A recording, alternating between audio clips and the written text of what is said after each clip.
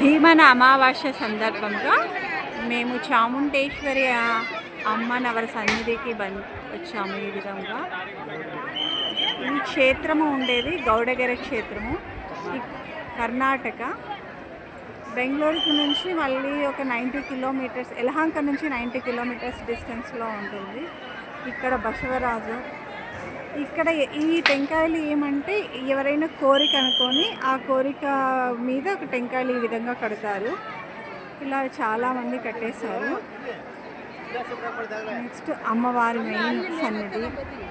అక్కడ నుంచి ఇక్కడ కూడా అమ్మవారి కింద ఇంకొక అమ్మవారికి ప్రతిష్టాపన ఉంది లోపల. నెక్స్ట్ టైం వచ్చినప్పుడు ఇప్పుడు అలౌ చేయట్లేదు.